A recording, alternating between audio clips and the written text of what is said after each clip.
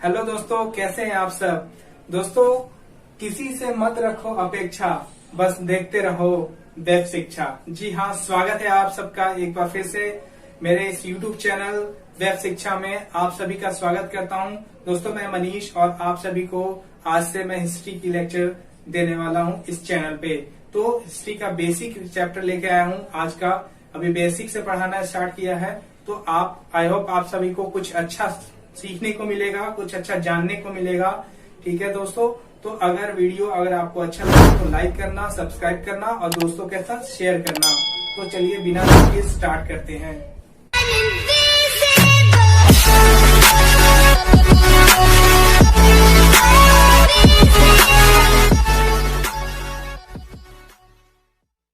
तो दोस्तों, जैसा कि आप जान रहे हैं कि जो हमारी हिस्ट्री है, सबसे पहले हिस्ट्री की चर्चा करेंगे हम, यानी कि इतिहास की। ये हमारा दो हिस्सों में बटा हुआ है। पहला है आपका इंडियन हिस्ट्री और दूसरा है दोस्तों, आप जैसा जानते हैं, वर्ल्ड हिस्ट्री। ठीक है, तो दो भागों में बटा हुआ है पूरी जो इतिहास है। तो हम अब पहले इंडिया का स्टडी करेंगे, इंडियन हिस्ट्री का। इंडियन हिस्ट्री यानी कि भारतीय इतिहास।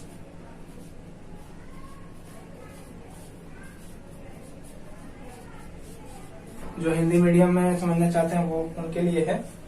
तो हिंदी में भी लिख रहा हूं मैं और इंग्लिश में भी लिख रहा हूं, देख लीजिएगा। तो इंडियन हिस्ट्री है दोस्तों, वो भी तीन भागों में बटी हुई है। पहला जो है वो है ancient history.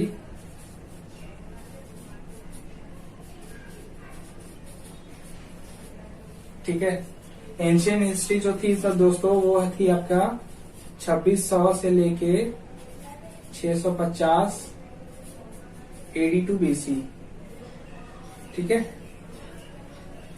AD to BC का मतलब मैं समझाता हूं आपको। जैसे सपोज कीजिए कि आपका AD, तो जो ईसा मसीह का जन्म, ये मान लेते हैं कि ये है आपका ईसा मसीह का जन्म इस समय हुआ था। ठीक है, तो अब इसके नीचे जो आएगा और जो ऊपर जाएगा, ठीक है, तो ऊपर जो जाएगा वो बिफोर क्राइस्ट, यानी कि ईसा मसीह के जन्म से पहले की चीजें। मान लीजिए ये ईसा मसीह का ये डेट ऑफ बर्थ है। ठीक है, और यहाँ पे आपका 1 BC। ठीक है, ये भी आपका 1 BC है। ठीक है, यहाँ 1 BC मान के चलते हैं, ईसा का डेट ऑफ बर्थ है।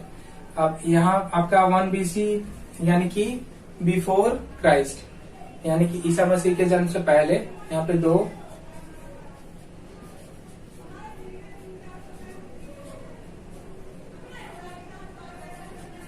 ये एक तरह का चार्ट मैं बता रहा हूं ताकि आप लोगों को समझ में आ सके कि ईसा मसीह का जो आपका डेट ऑफ बर्थ के हिसाब से कंसिडर करते हैं। बहुत लोग कंफ्यूज हो जाते हैं, इसमें कंफ्यूज नहीं होना है आपको। ठीक है, तो ईसा मसीह के पहले की जो चीजें हैं वो BC में कैलकुलेट की जाती है, उनको BC में कैलकुलेट करते हैं। तो ईसा का मान लीजिए यह जन्म है, यहाँ पे हुआ है। ठीक है, तो इसके ऊपर जो जाएगा 1 BC, 2 BC, 3 BC, 4, 5, 6 ऐसे करके कैलकुलेट करेंगे। और मान लीजिए ईसा मसीह के जन्म के बाद की चीजें जो होंगी वो आपका होगा 1 AD, 2 AD,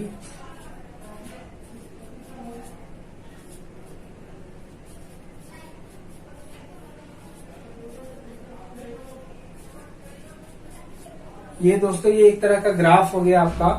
ठीक है, जो आप टाइम के रिस्पेक्ट में मेजर करते हैं। अब ईसा का जो जन्म हुआ था वो 3rd शताब्दी में हुआ था, 3री शताब्दी में, 3rd सेंचुरी में हुआ था। ठीक है, 3rd सेंचुरी में हुआ था। तो ये चीज याद रखेंगे आप कि आपको यहाँ पे ईसा का जन्म जो हुआ था वो 3rd सेंचुरी में हुआ था।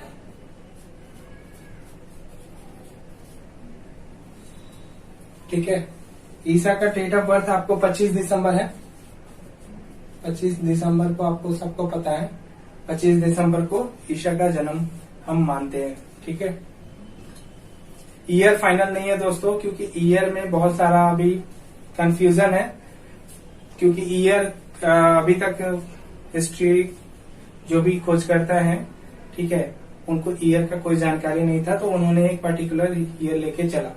ठीक है, तो दोस्तों हम बात कर रहे थे इंडियन हिस्ट्री की। इंडियन हिस्ट्री को 3 भागों में बांटा गया है, 3 पार्ट है। एक है प्राचीन इतिहास या कि एशियंट हिस्ट्री, या इसको बोल सकते हैं प्राचीन भारत। ठीक है, दूसरा है मिडाइवल है हिस्ट्री है, ये है आपका मध्यकालीन भारत।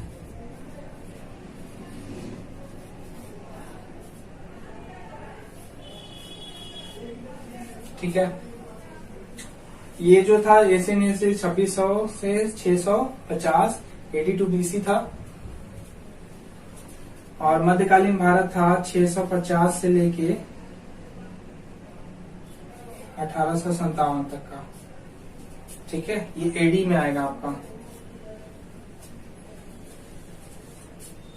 एनो डोमिनाइन। ठीक है, और आपका एक है लास्ट, वो है आपका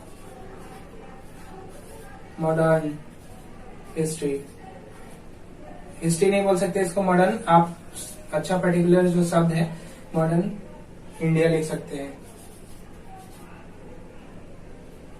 ठीक है, तो ये कब से कब तक है ये आपका मैं बता देता हूं, 1857 से 1947 तक का। ठीक है, ये आपका हिस्ट्री का 3 पार्ट्स है। इसको हिस्ट्री के 3 पार्ट्स में कैलकुलेट करके हमें पढ़ना है। तो सबसे पहले हम पढ़ना स्टार्ट करेंगे दोस्तों, वो है प्राचीन भारत के बारे में। ठीक है, शुरू से स्टार्ट करेंगे, क्योंकि हमारा ये वेब शिक्षा का यही मकसद है कि आप लोग को हिस्ट्री एक अच्छे लेवल से पता चले और शुरुआत से पता चले, ताकि आपको कोई भी इंफॉर्मेशन मिस ना हो किसके बारे में, हिस्ट्री के बारे में। ठीक है, तो मेरी यही कोशिश रहेगी, चाहे आप कंपटीशन का किसी भी एग्जाम में बैठ सके, तो वहां पे आपको एक डिटेल जानकारी हो पूरे हिस्ट्री के बारे में। तो सबसे पहले स्टार्ट करेंगे हम प्राचीन भारत से। ठीक है, तो प्राचीन भारत से हम पढ़ेंगे, लेकिन हम कुछ बातों को डिस्कस कर लेते हैं दोस्तों की। जैसे कुछ बात आया आपका, मान लीजिए कि हिस्ट्री, आपके मन में आ रहा होगा कि हिस्ट्री तो हम पढ़ रहे हैं, लेकिन हिस्ट्री को डिफाइन भी करते हैं जिस एडी और बीसी से, उसके बारे में भी हमें पता चल गया है। ठीक है, एडी का जो है एडी और बीसी, एडी का हो गया एनो डोमिनाइन। ठीक है, और ये आपका बीसी का हो गया बिफोर क्राइस्ट। ठीक है, बिफोर क्राइस्ट मतलब ईसा मसीह के जन्म के बाद और ये हो गया आपका के पहले। ठीक है, और ये याद रखिएगा कि ये किस कैलेंडर से लिया गया है, एडी और बीसी। तो ये है आपका ग्रीगोरियन कैलेंडर है, उससे लिया गया है। और ये ग्रीगोरियन शब्द कहाँ से आया, लैटिन शब्द है, ये लैटिन वर्ड है, ये है ना। तो ये चीज याद रखिएगा, ग्रीगोरियन लैटिन वर्ड है, और ये लैटिन ये आपका ग्रीगोरियन कैलेंडर से एडी और बीसी आया है। तो अगर आप नोट करना चाहते हैं इतना तो नोट कर सकते हैं, कुछ समय के लिए मैं हट जाता हूँ। आशा करता हूँ आपने स्क्रीनशॉट ले लिया होगा या नोट कर लिया होगा। तो मैं आपको यही बता रहा हूँ कि हम पढ़ेंगे पहले भारतीय इतिहास यानी कि इंडियन हिस्ट्री, वो भी प्राचीन भारत पढ़ेंगे। पहले एशियंट हिस्ट्री पढ़ेंगे, फिर मिडाइवल हिस्ट्री पढ़ेंगे, फिर मॉडर्न इंडिया पढ़ेंगे। ठीक है, तो एक एक करके हम चलेंगे इन सब में। अभी एक और चीज मैं आपको बता देता हूँ, जैसे आपने एक चीज नोट किया होगा हिस्ट्री हमें कैसे पता चला? हिस्ट्री हमें, जैसे कि आप सोच रहे होंगे कि हिस्ट्री आपको कैसे पता चला, कैसे हमने हिस्ट्री को खोजा, क्या हमारे पास प्रूफ था?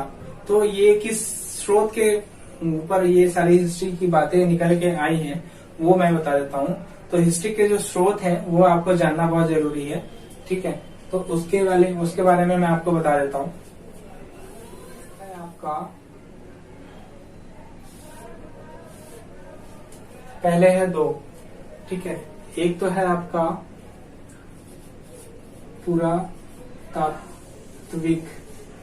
पुरातात्विक शोध है, ठीक है? और दूसरा जो है दोस्तों वो है साहित्यिक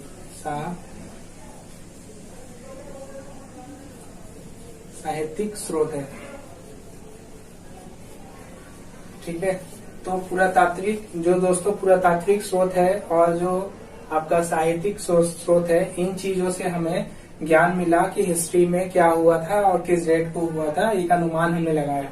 दोस्तों हिस्ट्री कुछ भी नहीं है। हिस्ट्री आपको, जो हम हिस्ट्री पढ़ रहे हैं, एक चीज आपको मैं बताना चाहता हूँ, जो हम हिस्ट्री पढ़ रहे हैं वो ओरिजिनल हिस्ट्री नहीं है दोस्तों। ये दूसरा जो था वो धर्मनिरपेक्ष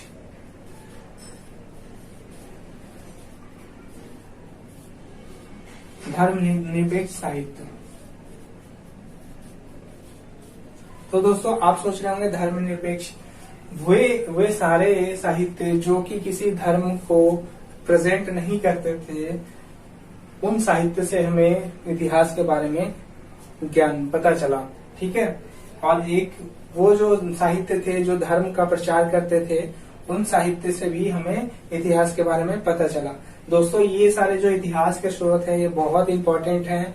आप अगर इसको यूपीएससी लेवल पे सोचेंगे तो यूपीएससी मेंस में इससे क्वेश्चन पूछा जाता है, और इसके बारे में आपको विचार विमर्श करने के लिए एक पैराग्राफ लिखने को बोला जाता है। तो ये सारी चीज आप मत सोचिएगा कि छोटे लेवल से मैं बता रहा हूँ, छोटा ही है लेकिन बहुत इंपॉर्टेंट है, ठीक है? दूसरा जो था वो धर्मनिरपेक्ष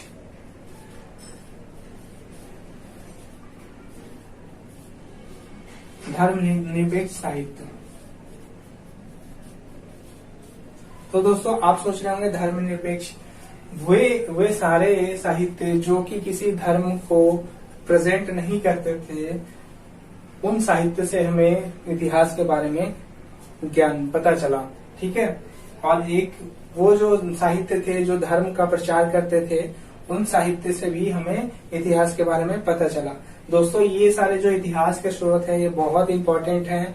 आप अगर इसको यूपीएससी लेवल पे सोचेंगे तो यूपीएससी मेंस में इससे क्वेश्चन पूछा जाता है, और इसके बारे में आपको विचार विमर्श करने के लिए एक पैराग्राफ लिखने को बोला जाता है। तो ये सारी चीज आप मत सोचिएगा कि छोटे लेवल से मैं बता रहा हूँ, छोटा ही है लेकिन बहुत इंपॉर्टेंट है, ठीक है?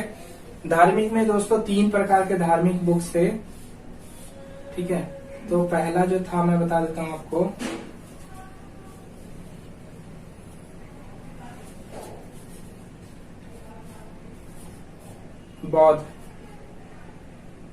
बौद्ध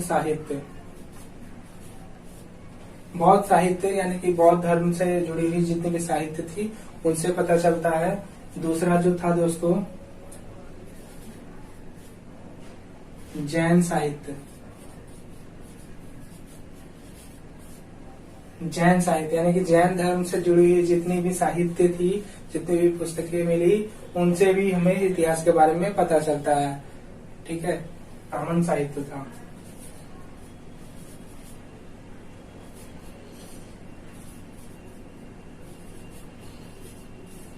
ब्राह्मण साहित्य से पता चलता है आपको इतिहास के बारे में, ठीक है?